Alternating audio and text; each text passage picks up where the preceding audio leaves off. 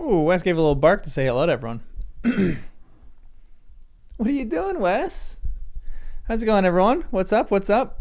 Should have cleared my throat before I came on. All right, what's up? Okay, real quick note.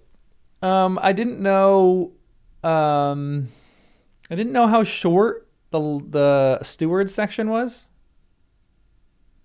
So I'm thinking we do Appendix A5 as well, which is Aragorn and Arwen. Thoughts, feelings? Because otherwise we have 2 pages to read. And don't I 100% could talk for 3 hours on 2 pages. Don't get me wrong. But I feel like it'd be fun to do that. I know a lot of people were wanting to do one.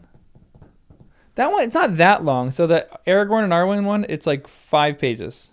So it goes on my page from 370 to 378. So 8 pages. So it doesn't seem that crazy. And the House of Errol is after that one. I can't believe how slowly we're going through the appendices. They're just too good. And I don't want to keep going through them this slow because I want to kind of get to the Hobbit. I'm so excited. I'm trying to temper my excitement because I want to like really enjoy the moment, and I'm enjoying this appendices more than I thought I would, which I thought I was going to love them, and I'm enjoying them even more than I thought, which is crazy. But I'm excited to just keep going. But I'm trying to temper myself a little bit. You won't sleep if I start reading 5, so please do it. We'll probably do it. We'll probably get there. We'll probably do it. Yeah, I think I'm just going to keep going slow. It's just fun to kind of plod along through this really slowly. I like it. Also, everyone like the stream. Everyone like this stream. Oh, what the heck happened there? Oh, Attila, thanks for the 250. You love these throughout live reads. It's almost a bummer that we do a paragraph a week. Yeah, it's very valid. On my second read, we'll go through it maybe faster, but maybe not. I really like the pace that we go through, to be honest. Like, I don't like a really fast-paced thing because there's just too much, especially a book like this. There's too much to soak in and to enjoy. Yeah, the risk is spoilers. Definitely agree with that. But I've kind of avoided them so far with most things. The appendices is where it gets a little bit more hairy because like I don't know a lot of these things, and so I'm a little more nervous for spoilers. So I'm reading a little bit less of the comments on some of the YouTube videos that I make. But it is what it is. Michael, thank you for the $5. The Tale of Aragorn and Arwen is your favorite part of the appendices. The House of Errol has a story of Helm Hammerhand. Interesting. That's the whole Ride of the Rohirrim movie. I still haven't seen that. Maybe after we finish that section, I'll watch it, give a little reaction to that or something. I hear some people are really on the fence with that one. Some people like it, some people don't, which is like everything, but. Don't watch it, it blows. I think my perspective is pretty different from a lot of you guys. I think I very much view all these now as just as like fanflicks. Like they're not like we have the canon, and all these are just like fanfics that are made for Lord of the Rings. And I don't mind that we get more, and I don't mind that some of them kind of stink. Except I'll probably mind that some of them stink because they're not good adaptations, but weird. It's a weird balance, you know? Were there here movies based on 5 to 2 pages from the book?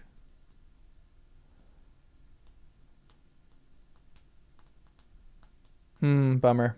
It destroys the deeds of noble, regular people in favor of spectacle. That's a bummer. I don't like that. It was also, I mean, I keep going back to that idea that it was in Helm's Deep, it was only The Rohirrim, the men of Rohan. And that was crazy. That's like, I think that's so good. No elves. You just get Erkenbrand coming with his red shield. Ah, oh, Erkenbrand, what a great character. I miss Erkenbrand. I hope we get more about Erkenbrand. What a guy. What a guy.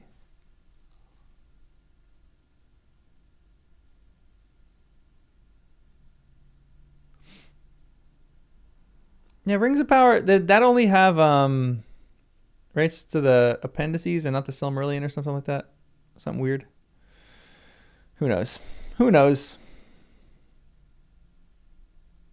Oh, 1.5 to 2 pages. Gotcha. European commas or European decimal points are weird, guys. They got to be decimal points. They got to be periods, not commas. My American brain did not comprehend that for a second.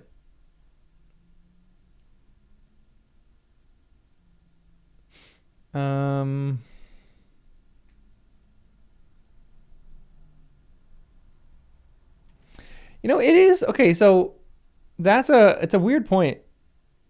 It's interesting that the estate just hasn't given the rights to anybody. Like maybe they don't want the overlords of Amazon to have control of everything, but why did they not give them the rights to the Silmarillion? Did they just want them to fail? Did they set them up for failure? Like maybe they're looking for like a perfect person to do this, and maybe that person will come along someday. But it's interesting that they didn't give them the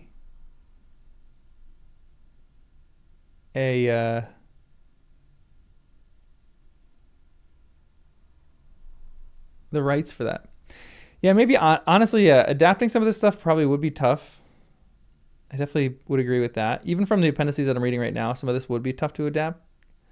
But it's tough to adapt if you don't have more details. Like some of this is a lot of detailed stuff. I'm sure the Silmarillion gives you just more details. So, I mean, like it was set up to be a show, which is I think what we all want. Like this is the thing with Harry Potter and like the new HBO series that's coming out with it. I think I'm more excited for it to be a TV show because I think the books fit it being a TV show much more than it fits it being a movie.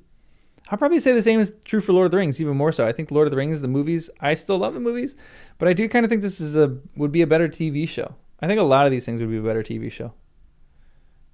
And I think a lot of them would just be better animated too. You could do more with animation.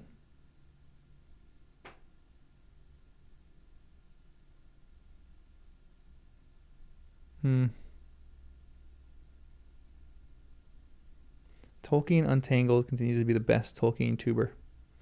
Oh, except for me, of course. No, I'm not a good Tolkien tuber. I'll become one eventually, but right now, I'm still in the middle of it. Dang, 250 million for the rights. Wow, that's crazy. Wow, that is crazy.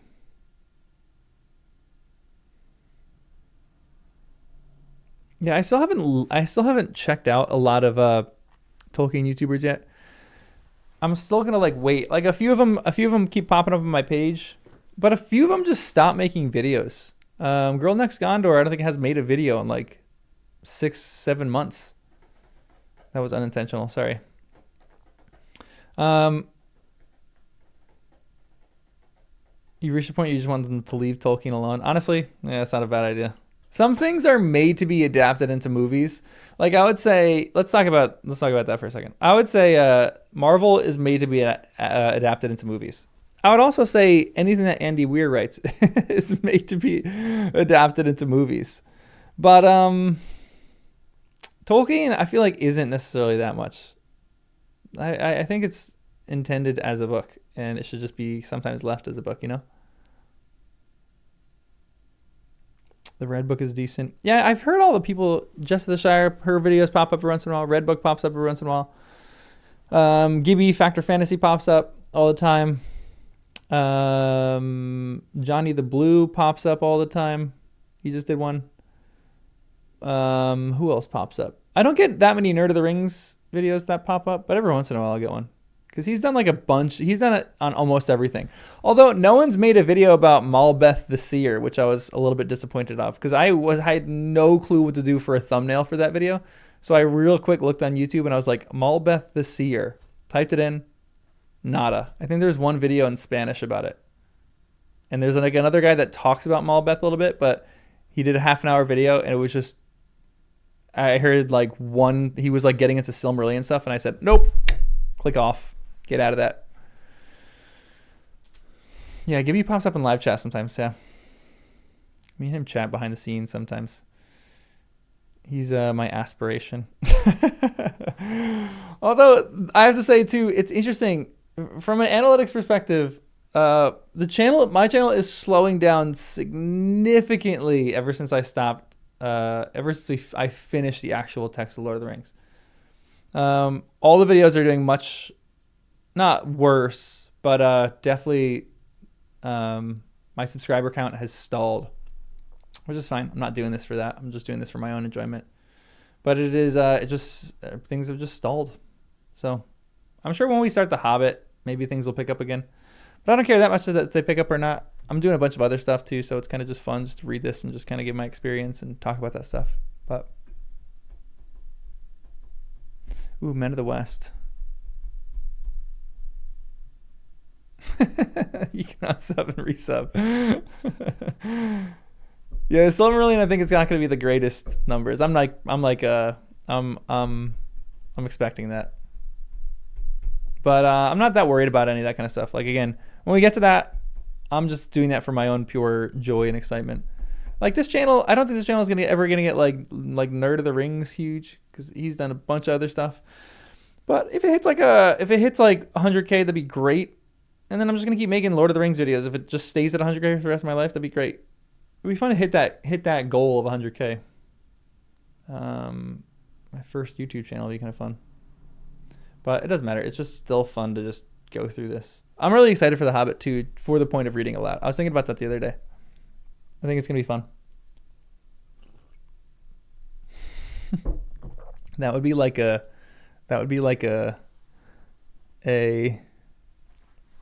1,000-hour stream of reading all those together, maybe more. Knowing my pace.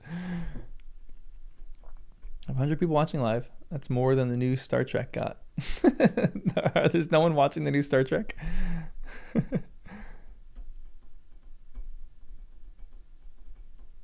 Yeah, exactly. That's why some of those big channels, they do kind of get soulless.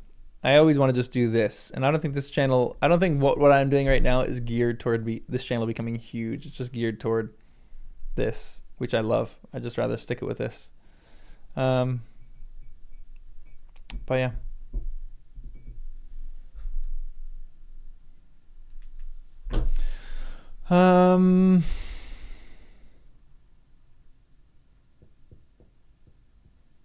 Yeah, everyone, like the stream. Come on.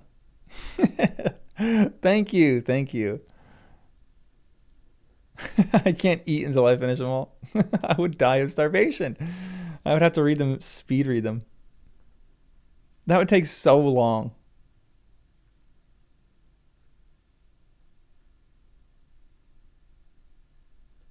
Your Tolkien channels you've encountered feel like they're just reading off bullet points you already know. Yeah, honestly, but there's a point. So some of you guys here's something that I was thinking of the other day. Some of you guys are so into the lore.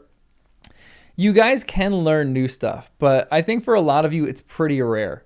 Like people who are making Tolkien content, I think it's there's a weird balance, because even a lot of my Tolkien content, I'm realizing a lot of this when I was actually reading the text of Lord of the Rings. It was literary criticism mixed with my first time take on things, mixed with, fun videos. If you know the canon a lot and you're just making lore videos, I'm sure you guys would watch that stuff and be like, I know everything that's in this video already. Maybe some of it's refreshers, but like you probably know most of the stuff in there. So I think people who are making this kind of content can fall into a few different camps. They can do like what if scenarios, which those kind of get a little dull to me. And then they can do lore videos. I don't want to do that many lore videos. Then you can do something like Girl Next Gondor, which is analyses of like deeper themes in Lord of the Rings. But not everyone is interested in deeper themes of Lord of the Rings. I thought what I do is like a mix of everything. And I think the first time I'm reading through this, a lot of it is just going to be my reactions to things, where I'm just going to make videos talking about like Malbeth the Seer and how cool that is, and how I didn't know that there were seers in Lord of the Rings, and how it's so fun. So I want to make, I like, my whole goal is to have you guys vicariously live through me reading this for the first time, and to see it through someone who's reading it for the first time's eyes. So that's what I love about doing this. When I do it for the second time, I think it's going to be a combination of, let me get deeper into the lore. It's going to be, it is going to be the same kind of thing, but it's going to be me doing it as a second time reader, where you guys get to experience that, because honestly, that's equally as fun. And then it's going to be a lot of, I think, deeper dives of the actual text, like textual analysis of it. The only What If Lord of the Rings video worth watching is What If Gandalf Took the One Ring. Interesting, really? I'll have to check that out. What if, the biggest question that I have, what if the quick duck didn't save Sam? What if the quick duck did not save Sam, Gamgee, and Moria? The whole plot would be foiled.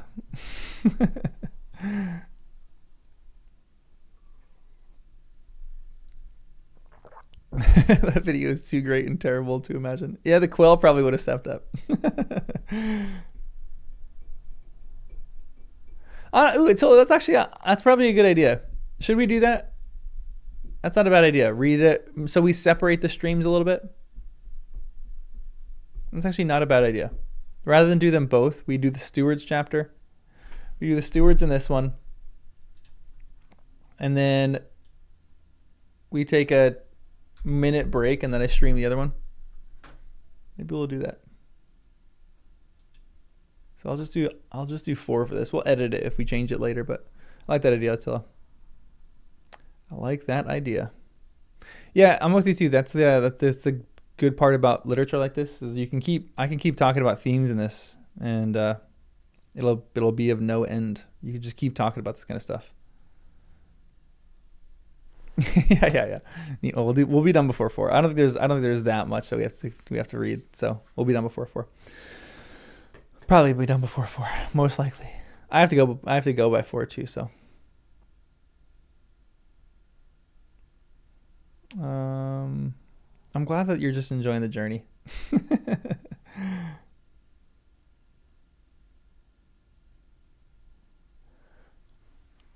All right.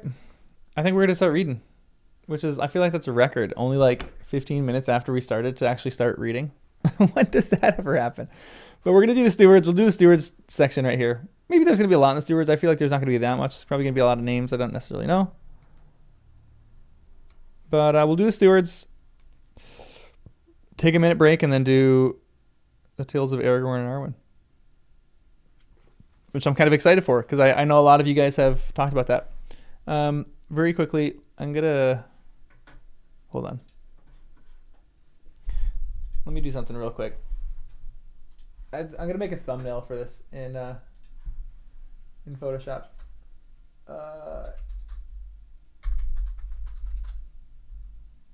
Arwen, let me just find a picture. That's good enough.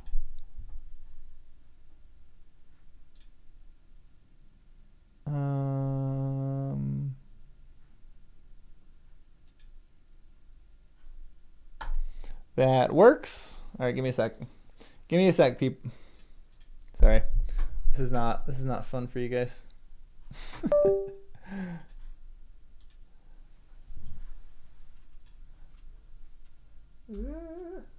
right, make that bigger. All right, it's kind of a fuzzy image, but that's all right. Almost there, everyone.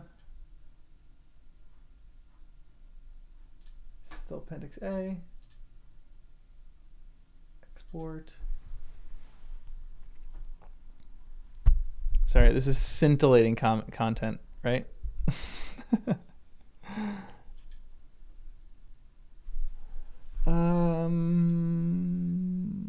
Gotta save in my files. LR.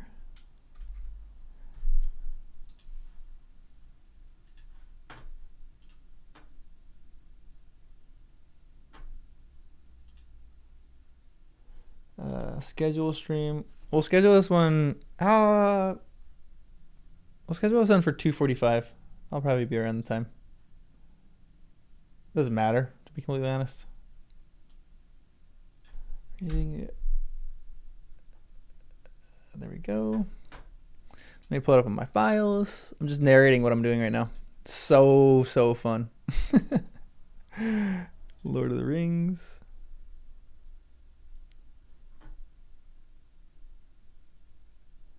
There it is. Uploaded. 2:45. Done. Is it going to save it correctly? That's the real question.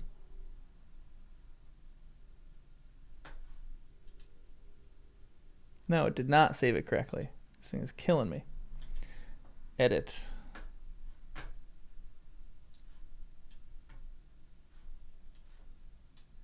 There we go.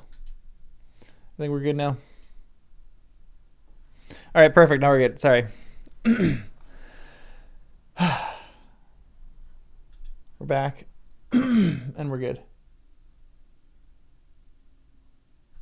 You put on Adam Savage working in a shop. The full version with all the humps and haws and quietness. Love some Adam Savage. All right. I don't have to be a scholar and know or understand everything after the first read. For sure. And I'm realizing that too. Last thing before we start. I was talking about Malbeth in a video that's going to come out this week. And it blew my mind how she is in the book. And that just totally went over my head. Like there's seers in the book. And I just never really read that, I guess, deeply enough to really understand that. Crazy. It blew my mind. Yeah, sorry. I don't know why, but Malbeth is a she for me. Sorry, yeah, Malbeth the he. Okay, this is the stewards. Here we go. Pretty quick section. The house of the stewards was called the house of Hurin. Okay, we're getting into fun stuff here, guys. Is this the children of Hurin? Or is the children of Hurin something different?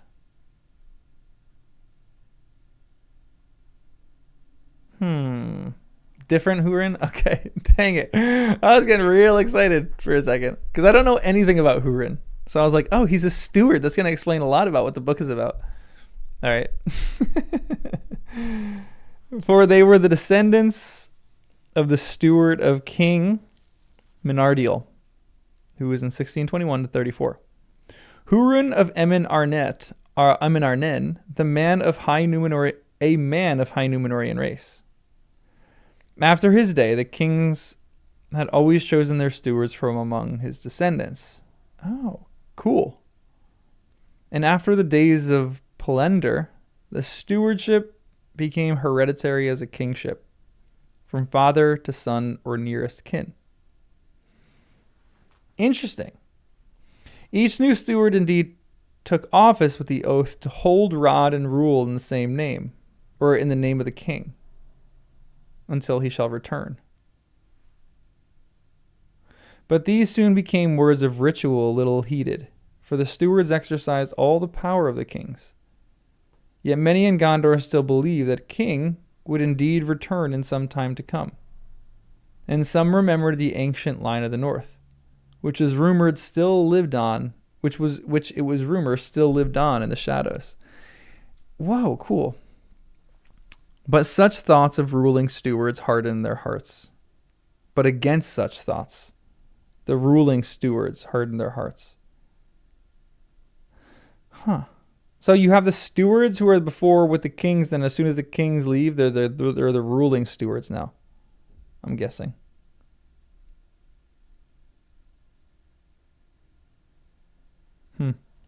Nonetheless, the stewards never sat on the ancient throne, and they wore no crown and held no scepter. They bore a white rod only as the token of their office, and their banner was white without charge. But the royal banner had been sable, upon which was displayed a white tree in blossom beneath 7 stars.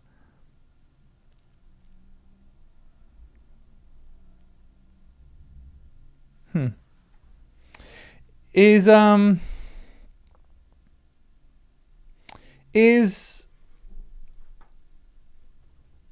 Aragorn's flag the old flag of the Númenórean kings of Gondor, or is that just his stars on that flag?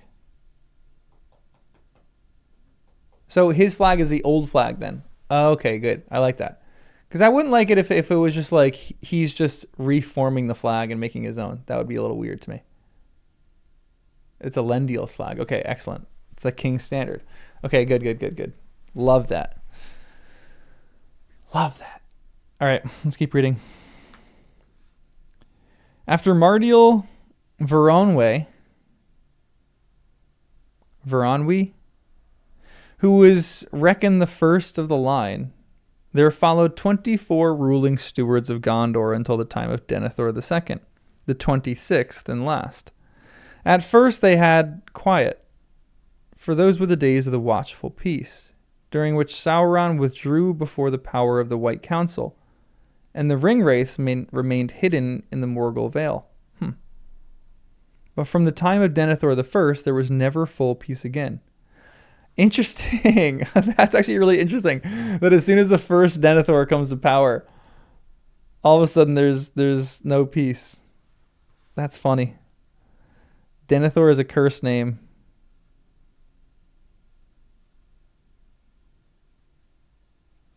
Poor Denethors. And even when Gondor had no great or open war, its borders were under constant threat.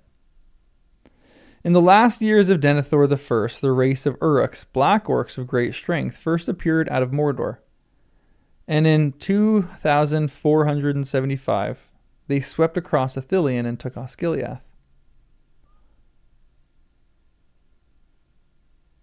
Boromir, son of Denethor, after whom Boromir of the Nine Walkers was later named. The Nine Walkers being, I'm guessing, the Fellowship. It's interesting that they're called the Nine Walkers. Defeated them and regained Ithilien. But Osgiliath was finally ruined, and its great stone bridge was broken. Wait, hold on.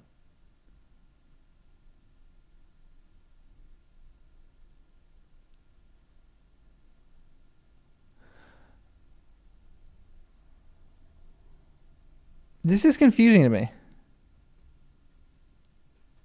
Because this is literally the same Boromir's same story. Except he tries to retake Osgiliath, doesn't, and so they kill the bridge. History repeats itself? And its great stone bridge was broken. No people dwelt there afterwards.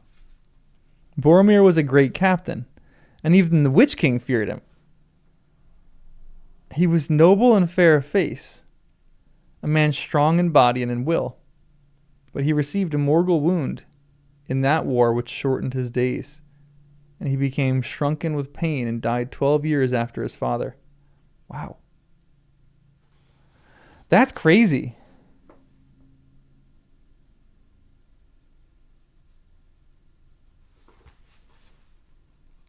Yeah, this is, to me, Tolkien talking about how history is repeating itself.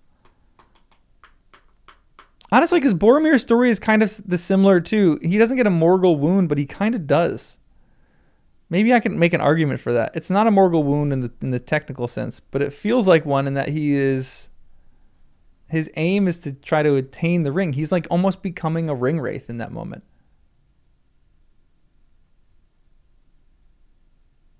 Like he's seeking for the one ring for what he thinks is his own power, but really he'd become a ring wraith and that he'd give the ring to Sauron. Weird elements of the story there. That's actually really cool.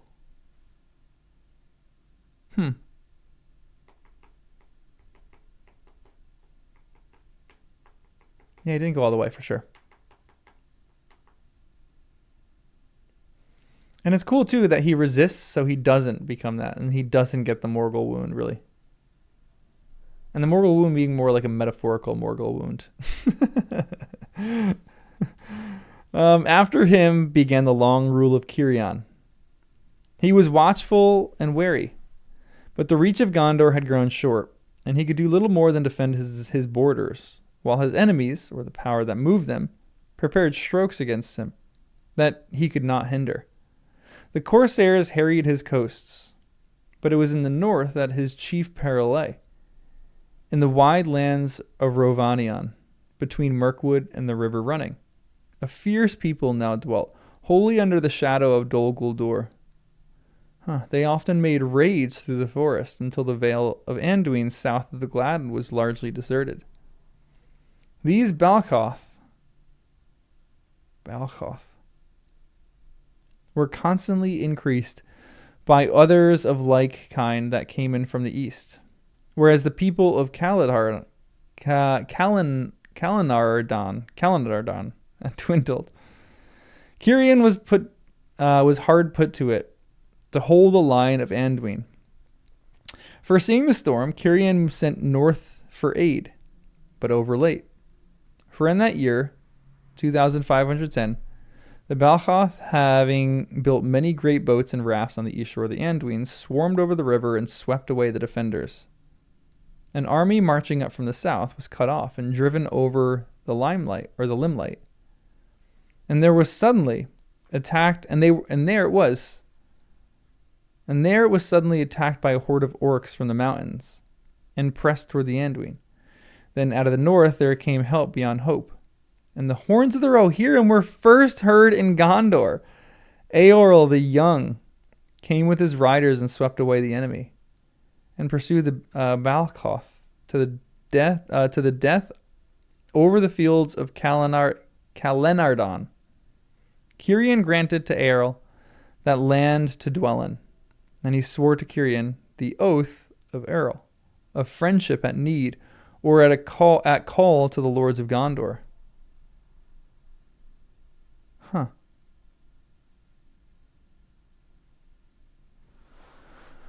You know what I'm thinking of?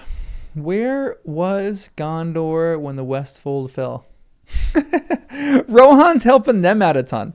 How much is Gondor helping out Rohan? Is this a one-sided relationship? I don't know the history, so no spoilers, obviously. I'm sure it's not, but is it?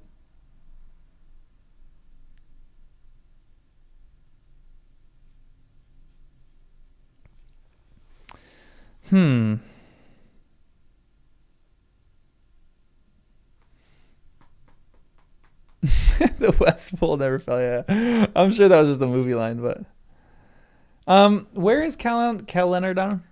Let me look this up real quick. Oh yeah, the DH is the T. Kalenardon. That's right. Okay, thank you. Middle Earth map app. See map. So, is it a mountain, or was it just the region of Rohan? Like, was that just known as Kalenardon? So it's just renamed to Rohan. Okay. Like, they just cut out the Kalan. Rohan. Okay, so that's good to know. Is it so? All right, so they were in Dol Guldur. The enemy forces came over, but was Fangorn a thing? Fangorn had to be a thing by then. So they pinned him up against.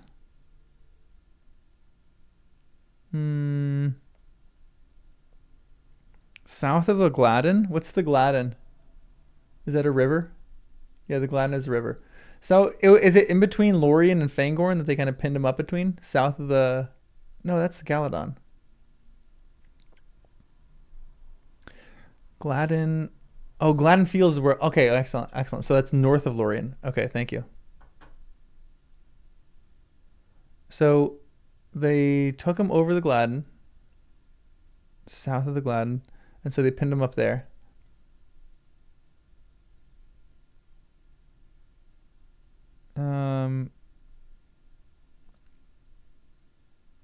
Where did he send for aid up north? Who was up north that he's sending for aid?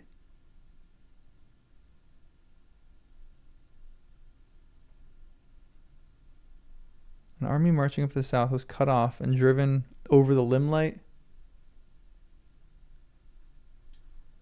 Okay, so now they're down in Fanghorn because they're driven over the Limelight. And they're suddenly attacked by a horde of orcs from the mountain and pressed toward the Anduin. Okay. Oh, interesting. Attacked from orcs from the mountains. Are those Moria orcs then?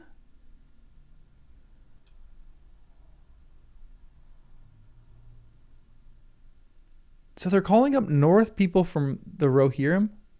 Oh, they're ancestors of the Rohirrim. Okay, so they're living up north. That makes sense. And then they come down south to help. And then they get that area. Okay, that makes sense. Interesting. Misty Mountain orcs are coming. Okay, so they drive into the Anduin and they fight below that. Errol. Cool. Okay, cool. Sorry, I had to visualize all that in my head because I feel like I didn't have a good visualization. Let's keep reading. We're almost done with this section. Crazy. In the days of Beren, the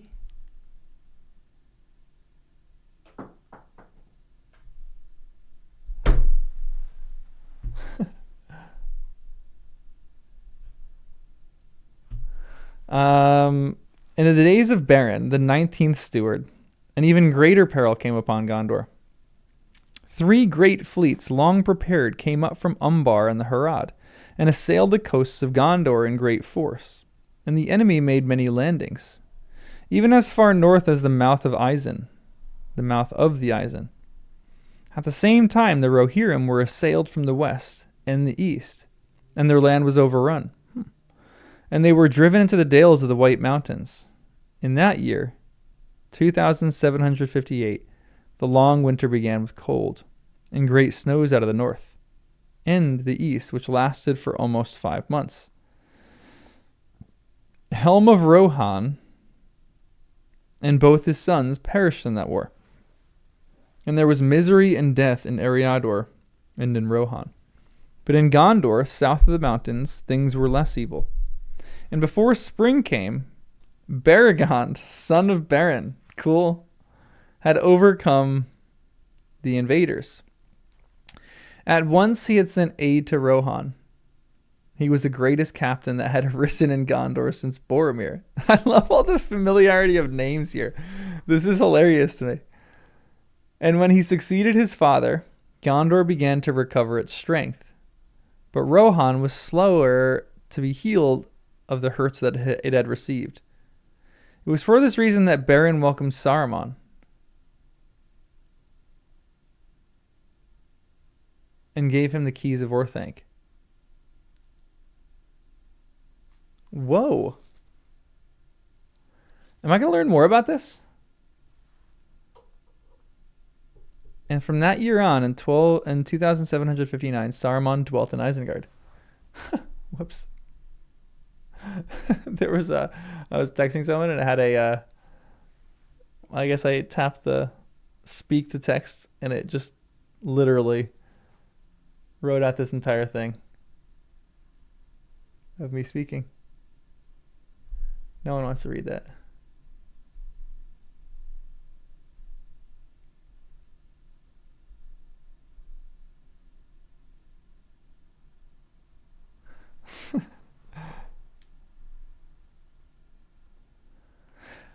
So there's more in the unfinished tales from this? Gosh, stop. What the heck is going on here? Yeah, they're going to read a text. Oh, that's interesting. That's an interesting idea about the stewards. So Saruman features in the story of Helm Hammerhand too. Okay.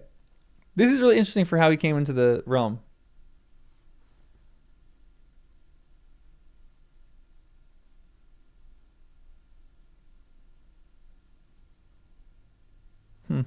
All right. It was in the days of Baragon that the War of the Dwarves and Orcs was fought in the Misty Mountains in 2793 to 9, of which only rumor came south. Until the Orcs fleeing from Nanduhirion attempted to cross Rohan and establish themselves in the White Mountains. There was fighting for many years in the dales before that danger was ended. When Belekthor II, the 21st steward, died, the White Tree died also in Minas Tirith. But it was left standing until the king's return, for no seedling could be found.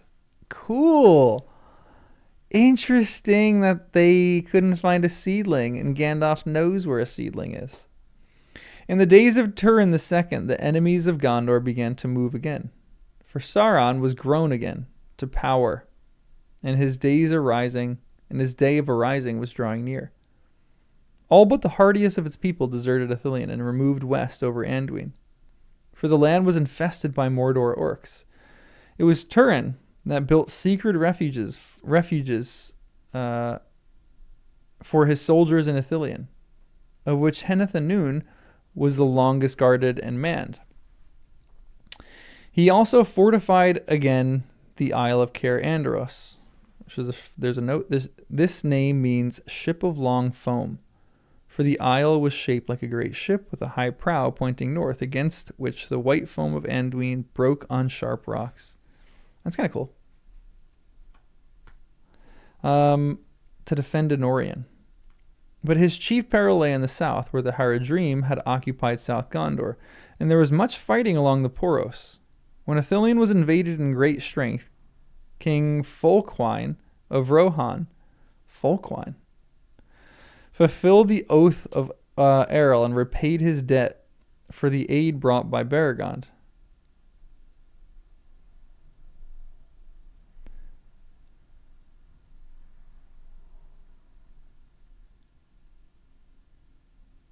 Huh?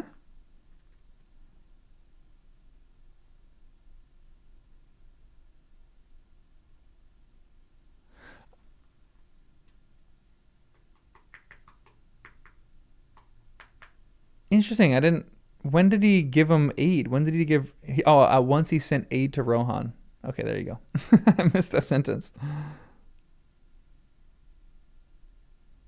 Okay, interesting. Good girl.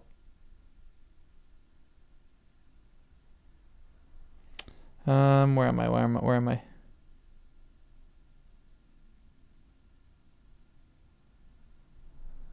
When Ithilien was invaded in great strength, King Folkwine of Rohan fulfilled the oath of Eorl.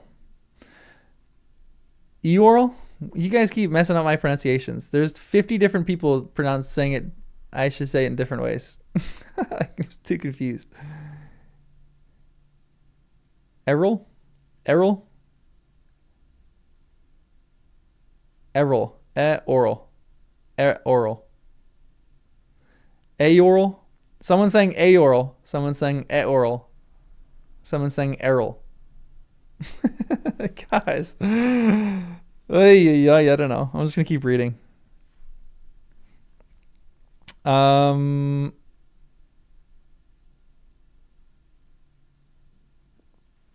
With their aid, Turin won a victory at the crossing of Poros. But the sons of Folkwine both fell in the battle. The riders buried them after the fashion of their people, and they were laid in one mound, for they were twin brothers. Long it stood. Haud in Gwanur. Haud in Gwanur? What does that mean?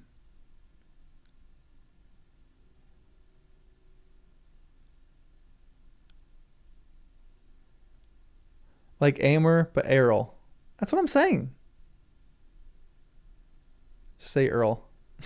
Okay. Errol.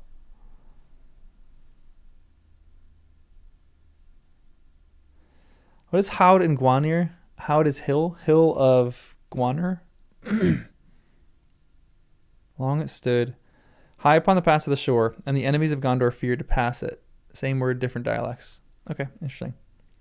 Turgon followed Turin, but of his time it is chiefly remembered that 2 years ere his death, Sauron arose again, and declared himself openly, and he re-entered Mordor long prepared for him.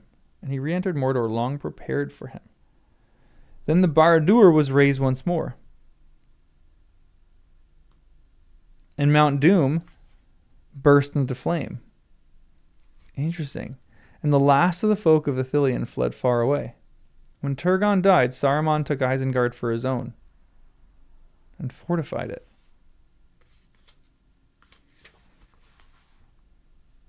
So he gives him the key to Orthanc, but he doesn't have control of Isengard.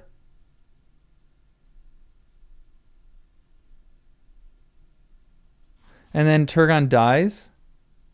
Saruman then takes Isengard for himself. That's the first sign that this guy's a little no good. He's a little greedy. The first sign of issues.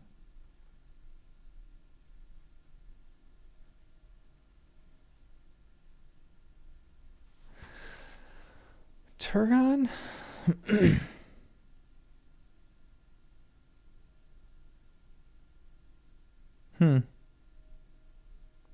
So this is interesting to me.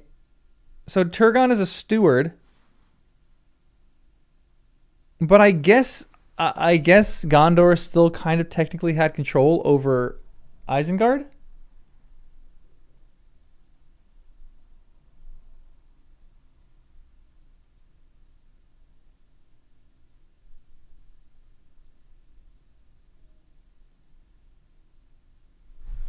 Okay, interesting. So Rohan didn't get that? Orthanc belonged to Gondor. Okay, so Gondor built it. So they just gifted Rohan to the Rohirrim, but they still controlled certain sections of it, like Isengard. Because in my head, at the point of Lord of the Rings, does they technically still have ownership of Isengard?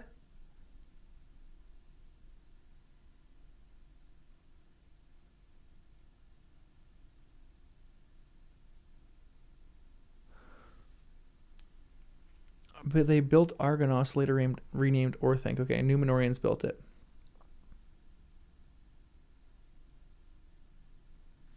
Interesting, okay. It explains this more in detail in part 2. Thank you. That's all I needed. They're still powerless to enforce anything there. Yeah, it kind of seems like that.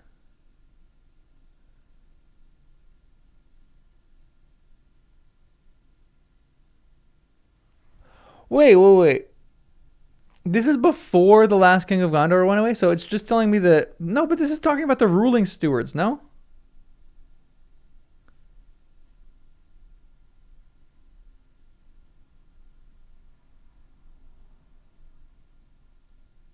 I'm so confused now.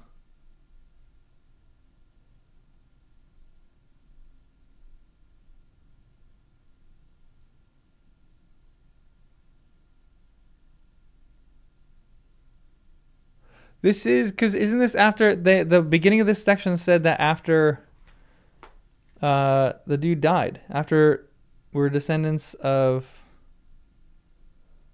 of King Menardil. This is after the king left. So I'm understanding this correct? Okay. You guys work out all your issues. I'm going to keep reading.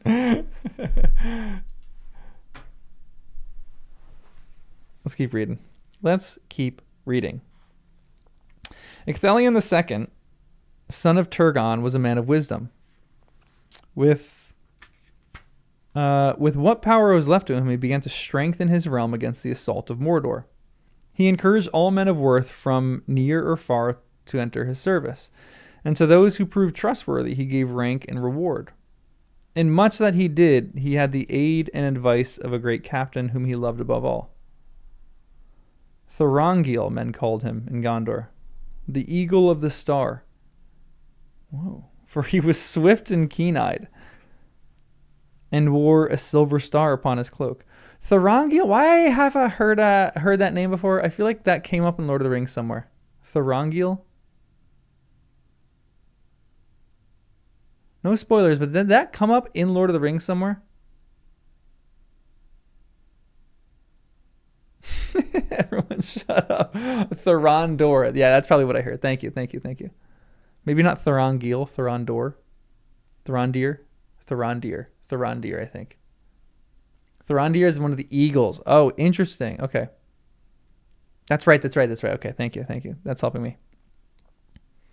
He was swift and keen-eyed and wore a silver star upon his cloak.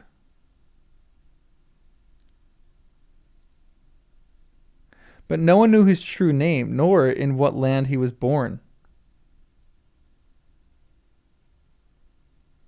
Cool. Weird, but cool.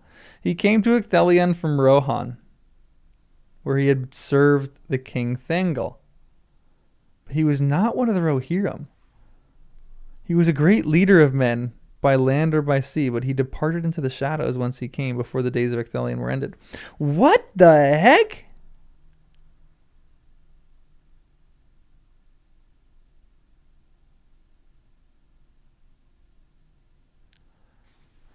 That's so weird and so cool.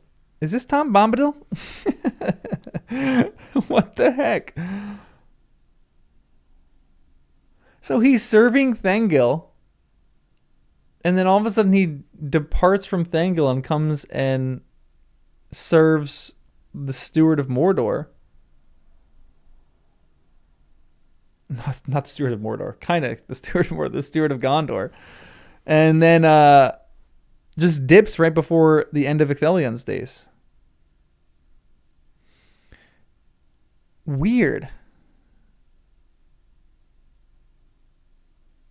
Thorongil often counseled Ecthelion that the strength of the rebels in Umbar was a great peril to Gondor, and a threat to the fiefs of the south that would prove deadly, if Sauron moved to open war. At last he got to leave the steward and gathered a small fleet, and he came to Umbar, unlooked for by night. Then there burned a great part of the ships of the Corsairs. He himself overthrew the captain of the haven in battle upon the quays and upon the quays. And then he withdrew his fleet with small loss. But when they came back to Pelargir, to men's grief and wonder, he would not return to Minas Tirith, where great honor awaited him. He sent a message of farewell to Ecthelion, saying, "Other tasks now call me, Lord, and much time and many perils must pass ere I come again to Gondor, if that may be my fate." Though none could guess what those tasks might be, nor what summons he had received, it was known whither he went.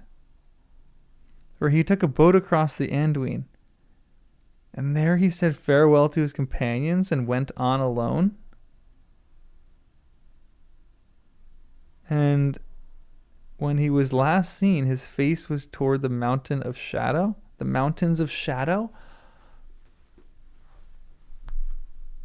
What? Are the mountains of shadow Ered Luthwi?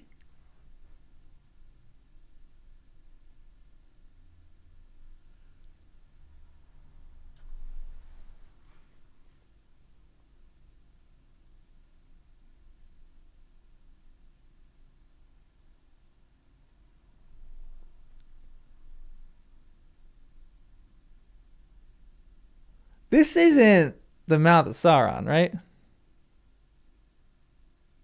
No. I'm not going to look at chat right now because I'm going to make a video about all my guesses for who this could potentially be. Tom Bombadil.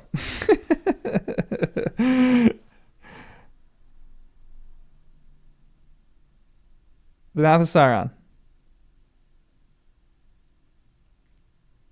Gandalf in disguise. One of the other wizards?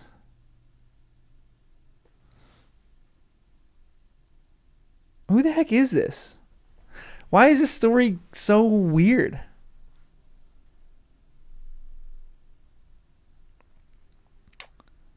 For he took a boat across the Anduin, there said farewell to his companions and went on alone. And he was last seen when his face was turned toward the mountain of shadow. Bizarre. There was dismay in the city at the departure of Thorongil. And to all men it seemed a great loss, unless they were unless it were to Denethor, the son of Ecthelion, a man now ripe for the stewardship, to which after 4 years he succeeded on the death of his father. Whoa. What the heck? Thorongil was really quick.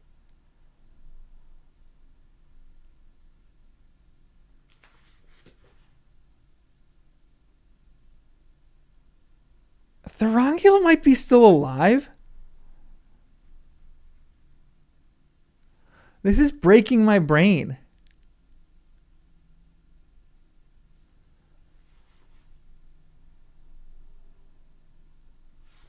Crazy. I don't want to look at anything at chat right now because I don't want any spoilers. This guy is so crazy though. I don't. This is gonna be tough too because okay. So I need you guys to do this for me. I don't know if this is gonna be good. I'm gonna make a video about my guesses for who Thorongil is, and I would need a thumbnail for it, but I don't want to look up a thumbnail in case I get like spoilers or something like that. But this guy's cool. This guy's weird. So maybe you guys can help me find a good thumbnail for that, or help me find a good image of Thorongil. I don't know if that's going to be too much of a spoiler, so I don't even want to look at chat right now. I feel like this is just someone that I don't know, but it's also really weird. It feels like someone that I know. Denethor II was a proud man, tall, valiant, and more kingly than any man that had appeared in Gondor for many lives of men. Huh. And he was wise also, and far-sighted and learned in lore. Indeed, he was as like to Thorongil as one of the nearest kin, and yet was ever placed second to the stranger in the hearts of men, and the esteem of his father. Oh!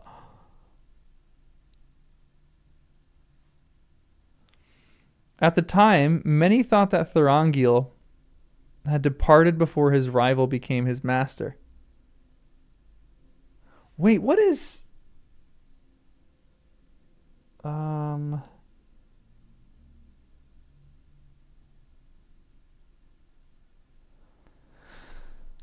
Mithrandir?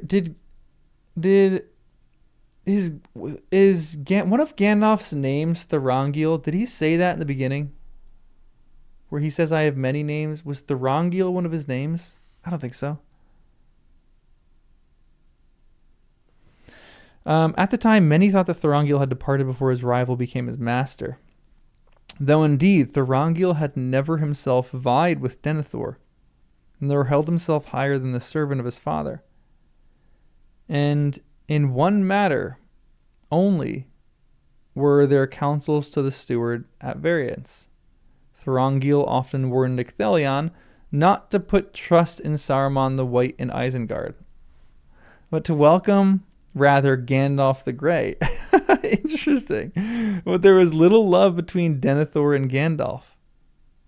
And after the days of Ecthelion, there was less welcome for the Grey Pilgrim in Minas Tirith. Therefore later, when all was made clear, many believed that Denethor, who was subtle in mind and looked further and deeper than any other men of his day, had discovered who this stranger Thorongil in truth was, and suspected that he was Mithrandir designed to supplant him. No way! What the heck? But he suspected that.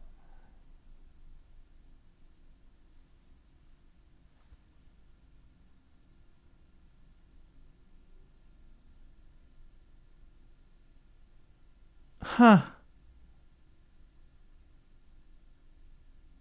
Wait. I read it wrong? What did I read wrong? Therefore later,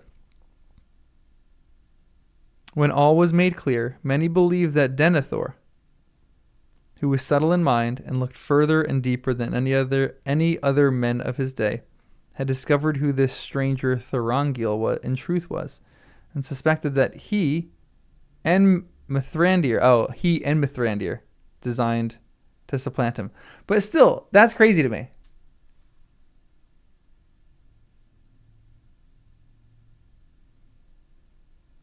He and Mithrandir.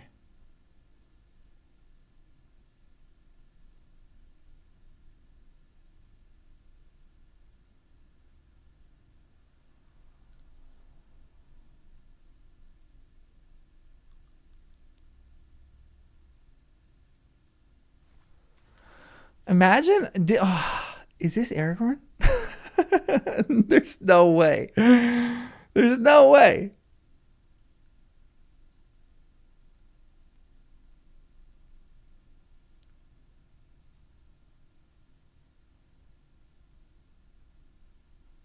There's no way that this is, what's the other wizard's name?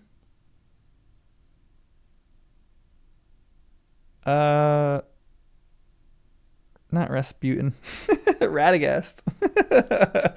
Rasputin the wizard. It can't be Radagast. Radagast isn't concerned with the things of men. He's concerned with animals.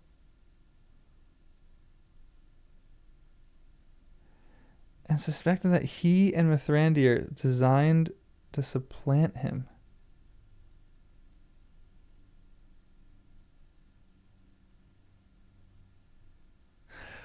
Quick timeout. Yeah, just keep in the chat if there's any spoilers, because I want to re-chat for a quick second here because I want your guys' input on something.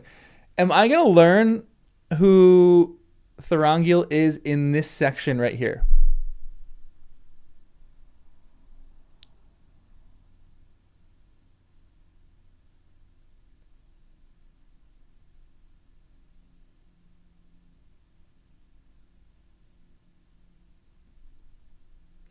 In this section being Appendix A, and in this section being am I going to figure this out in the next page and a half? That's my question. Also, real quick, I'm going to do this. I hate to do this real quick because I really don't want spoilers for this. So I'm going to make chat membership only for the rest of this read.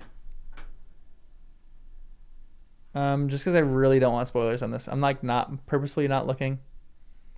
I'm just going to do this for the rest of this read, and then the next one we'll do. We'll be safe.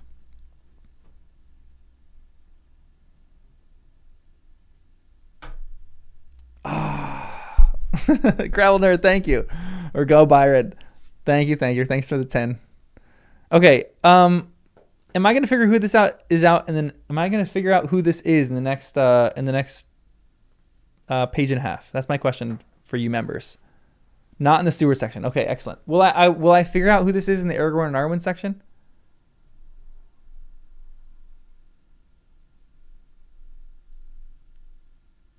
Is it anywhere in Appendix A?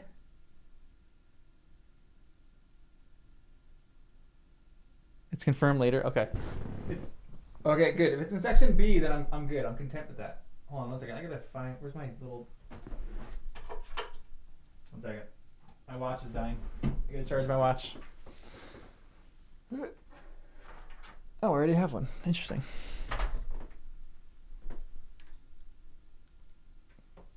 Okay, real quick, just so I know, just so I give you guys my top guesses right now. Guess number one. I still kind of think it's Gandalf.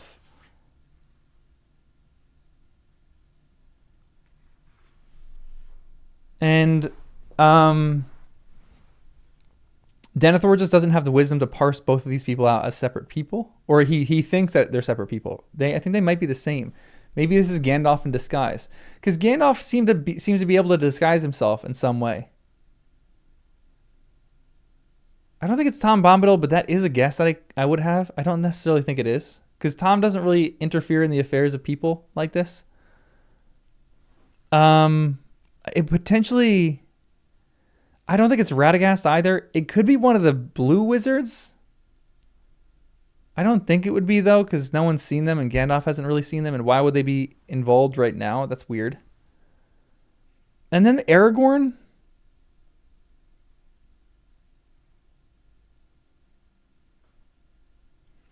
What is God, my brain is shorting on this one. Legolas's father's name is Thranduil. Could it potentially be his father? I'd probably say maybe my most likely is Thranduil. Maybe Thorongil. He was like, I'm just gonna change my name just a little bit. But if it was an elf, they'd probably know, right? Actually, would they? Yeah, probably. There's enough physical appearances. Beard versus no beard. Is it just an eagle? I'd probably say the two guesses that I have would be Aragorn, which would be crazy to me. And then he goes and looks toward Mordor?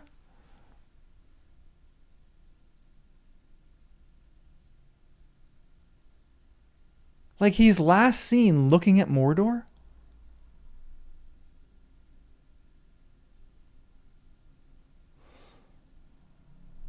That's just weird.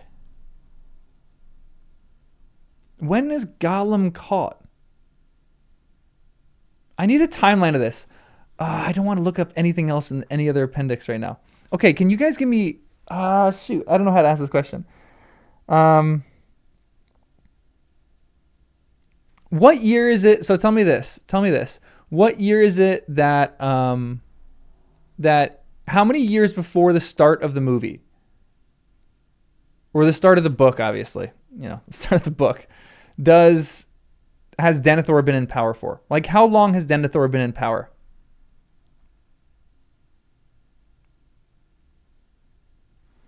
I know, guys, don't worry. I'm going to chat, but I need to figure out things in my head. This channel is for me, guys. Okay.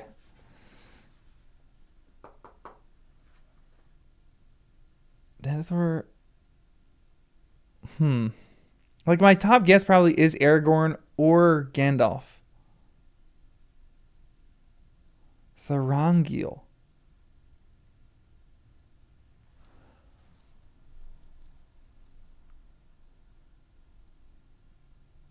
Give me pre. Denethor has been steward for about 35 years at the start of the book. Okay, that's super helpful. Thank you. Okay, so 35 years gives me a good grasp on who it potentially could be. But Aragorn would be young then. That's the only thing. Would Aragorn have wisdom at that age?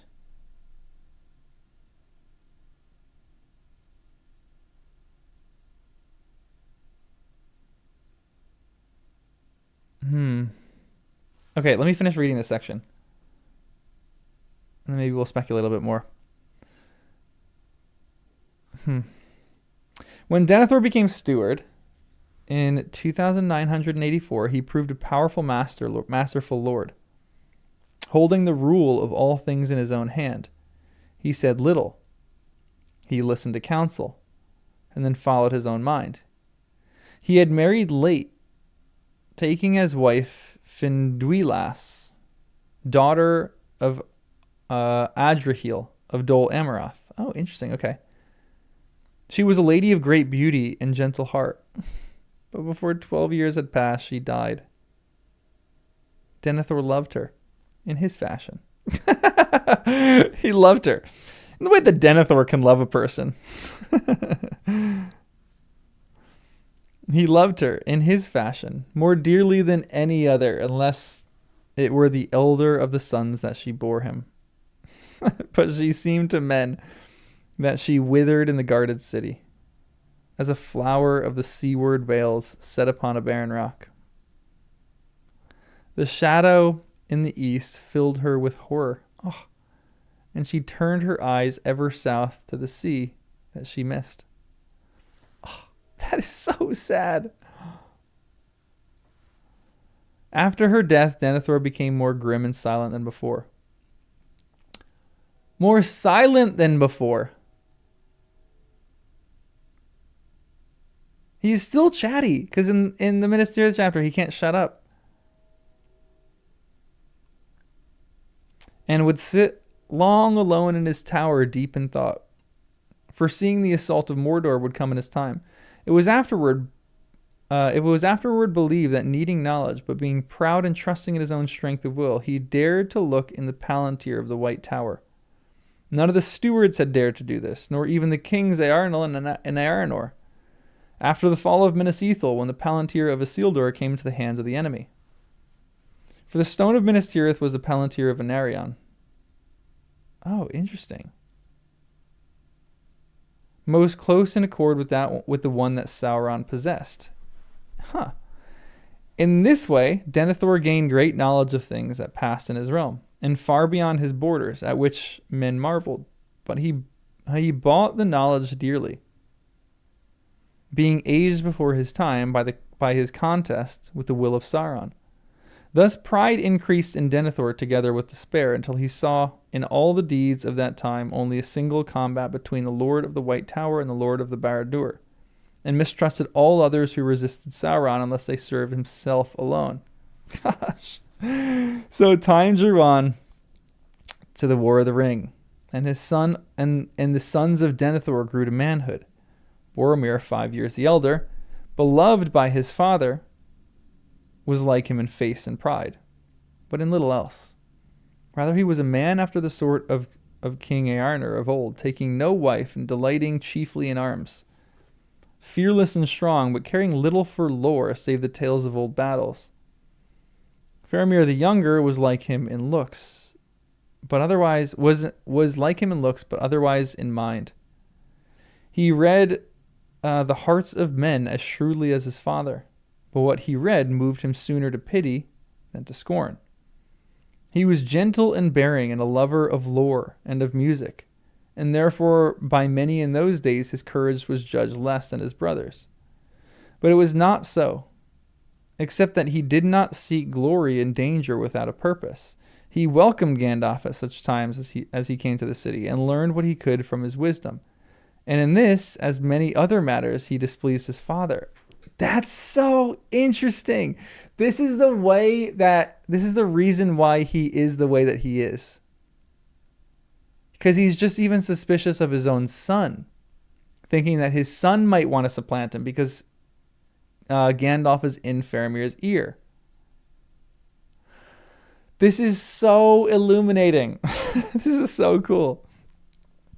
Yet between the brothers there was great love, and had been since childhood, when Boromir was the helper and protector of Faramir.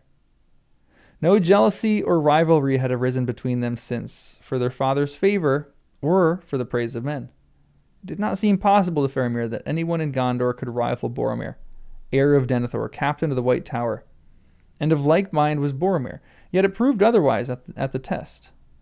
But of all that befell these three in the War of the Ring, much is said elsewhere. And after the War of Days of the ruling stewards, and after the war, the days of the ruling stewards came to an end. For the heir of Isildur and Anarion returned, and the kingship was renewed, and the standard of the White Tree flew once more from the Tower of Ecthelion. Wow. That's crazy. Dang. Thranduil. Has to be Aragorn? No? Seems maybe different from Gandalf. It wouldn't be Saruman. No, it wouldn't be Saruman. Celeborn? This is so weird.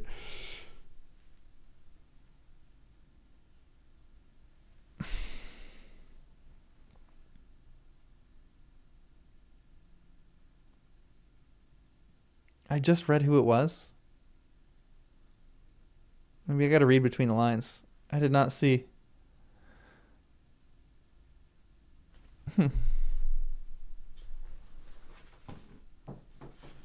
It wasn't spelled out. I'm not going to look that deeply into that because I still just want to make a video about it. So I'll look deeper into that. I'm going to make it after I do this recording, I'm going to make a video about it, just giving my guesses. Then I'll look deeper into it and I'll read it out as it's spelled out. But yeah, I'll figure that out later. I just want to talk about this because I'm not going to do a crazy careful reading of this in a second. This second, but I'll do it after I record this video because I just want to speculate on this just off the tip of my head.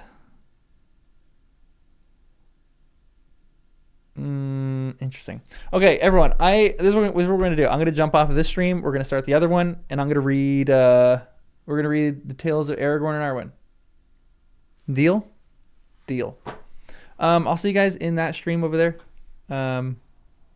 It's a blink and you miss it moment. Okay, good. I blinked. I probably missed it. All right, everyone. Here's the link. Go jump in here. I think it's public. We're good. And I'll be there in a minute. Thank you, Julie. I appreciate it. I'll see you guys in a bit. I'll see you guys in like literally 10 seconds. Well, I'm gonna make a text. I gotta text someone real quick. I'll be there in a minute. As always.